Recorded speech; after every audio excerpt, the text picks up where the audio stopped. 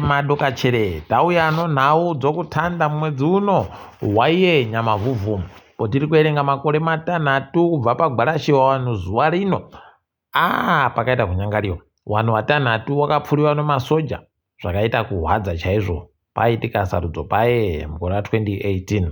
Toramba chindoti mweya yawo dai yaramba yakazorora murugare.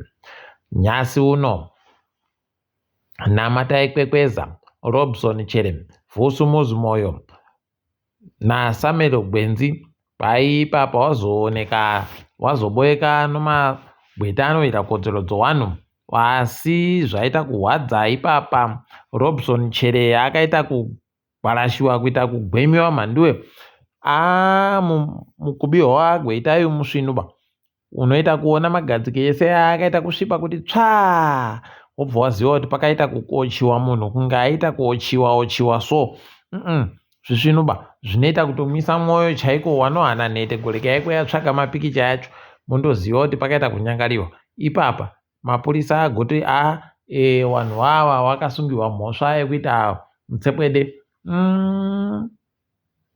Regai tigoramba takaringa wanhu wese kusanganisira mizindayo dzimwe nyika dziri kumadoka zuva kuko nyika dzese kuEurope kuku yatoburika iri kureketa kuti zvisvinuba izvi wese kubvira kunana Kofi Annan chaiwo wari kutoreketawo kuti zviri kuitika zvisvinuba izvi dai wanhu wareka kuita kudandi idi rekai tione kuti zvinoperera papi, asi zvinoita kuhwadza. Nokuda kwamapikicha aburika nyasi, pikicha yaRobson Chere akakubiwa wanhu wadokerera wari kutoseenzesa #JusticeForRobson kuti wanhu waise inzwi ravo pabodzipo. Kushora zvakaitiwa nomapurisa nehurumende zvino idi zvakaita kunyangariwa. Kukaribha kwai kuno wanhu 14 wasungiwa nemapurisa wachinzi kwai wagoita zvokuratidzira kuramba nyaya yekusungiwa kwaJameson Timba neWabiache. Wendo huno rekai tione kuti zvinosvika kupi izvi, asi zvinoita kuhwadza chaiko. Tinoramba takaringa hedu kwazvinenge zvichienda. War Crisis for Coalition in Zimbabwe wagoreketa pakare wakati masoja adokerera ari kutenderera kumamana kuku wari kureketa kuti zviri kuitika wanhu wakada kufungidzira kuti wanoita nyaya dzokuratidzira nguva yosadhaki tichaita kuvakuba, tichavabata, tichagopwanya wese wanenge wari kuda kuita zvokuratidzira zvo. Izvo zvokuratidzira zvacho zviri pamutemo, bumbiro romutemo rinotonga nyika ino zvinobvumira izvozvo, asi unoita kuona kuti wanhu wava wari kusha.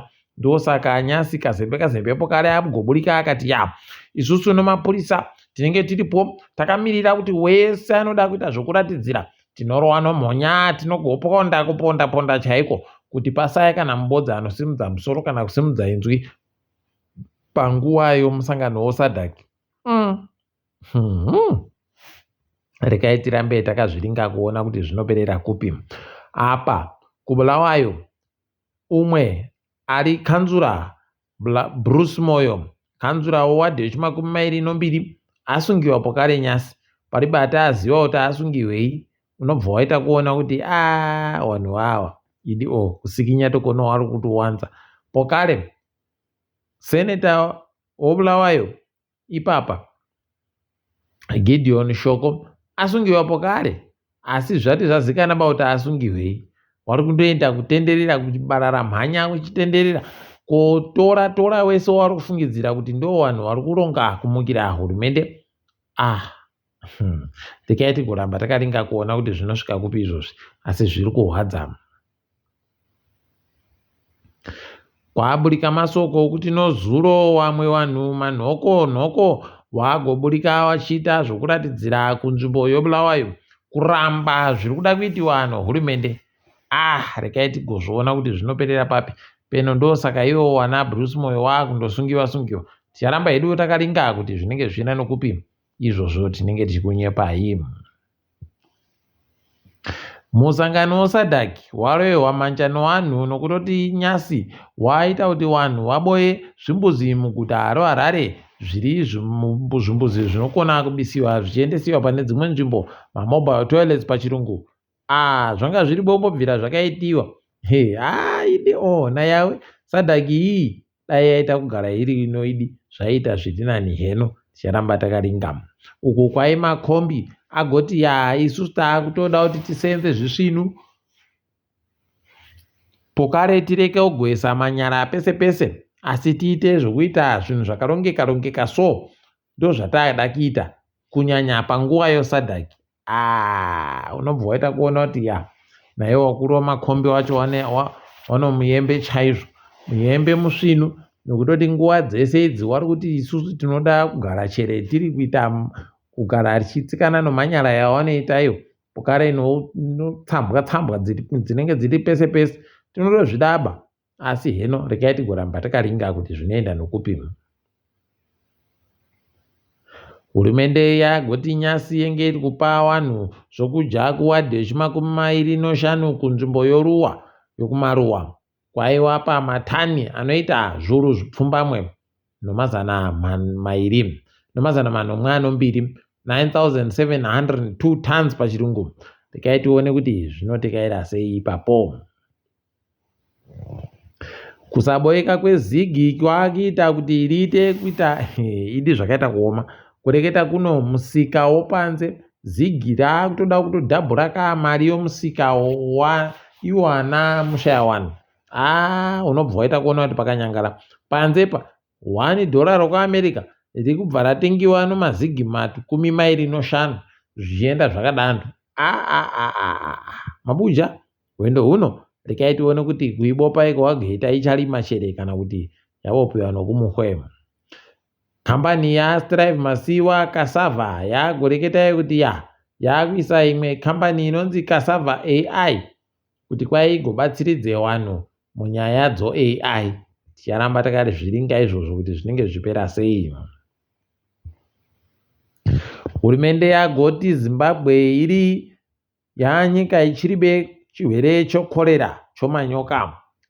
Tikuramba tichizvitenda izvi. Kwai kuribe kana munhu mubodzi agonza anokorerai mwedzi wese watabva iwo. Tikuramba tichizvitenda zvirambe zvakadando. Tikaringa zviri kuitika kumitambo, kwaisikandaraza aisiwa panhamba yechipiri pavanhu vese vari kutamba mutambo T20. Tikuramba tichizvitenda tichiti makorokoto mukaita utusvinu zvinofadza vanhu vese. Mitambo yochibuku kwaipapa ichatanda kutambiwa zuva rochi11 mwedzi uno. Tikuramba tichiti makorokoto zvatohwadza basi kuti mari yacho yochibuku yavanenge wahwina kamari kaduku wandoti wari kuisa zviuru 300 zvomari yokuAmerica 300,000 ipapo. Unobva waita kuona kuti idi takaita warombo chaiwo. Regai tirambe takazviringa kuti zvinoperere pi. Toringa hedu dziri kuitika pasi rese kureketa kuno. Kambani yomuSouth Africa inoita zvomushonga yoDischem yagonziyo nevanhu vanozvikamu imomo. Kohokonai muri kunonoka kuita zvokuti vanhu vatema wabudikirewo pavanhu vakuru warimo mukambani imomo. Kwairibe kana mutema mubodzi pavanhu vese vakuru wagere hunde pakambanipo, zvinoita kuhwadza. Regai tigoona kuti zvinosvika papi. Ukuwo Helen Zille agobudika ari kuti imi gaiti kunyepa chokwadi chiri kuitika. DA ANC dziri kundoita basi zvokusenza pabodzipo kuita inonzi coalition pachirungu.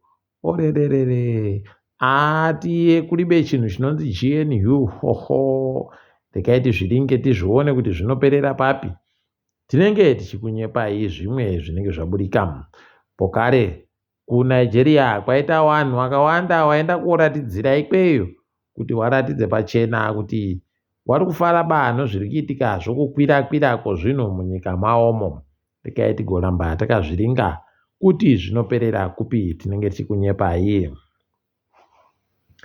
Vanhu 5 anoimbosenza kukambani yoGlencore wari wakuru ikweyo.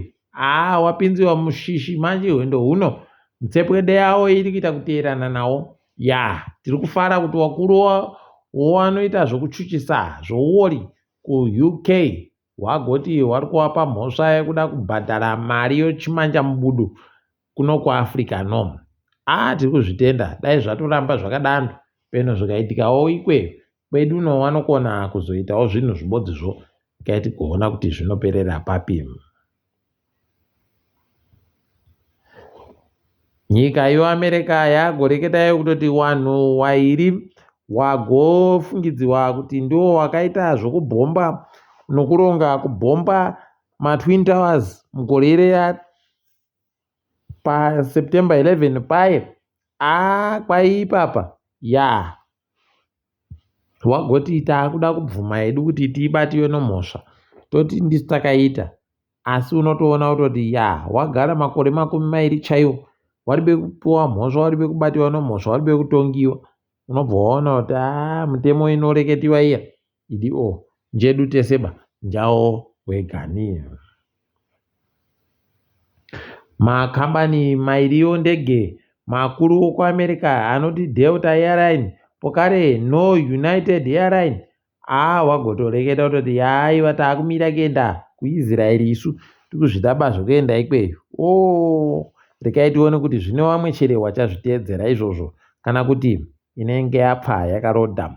Uku Simone Biles aita tusvinu arohwa manjano wazhinji kuita kwache kwaita kuti mutambo unoita zvowanhu waribe mabhonzo gymnastic wakaita kuita kunakidza chaiko. Rekai tirambe timuroera manja tichiti ari kuita tusvinu ipapo togumira pedu pano mabuja. Ndini wenyu Mhanduwe Onhau.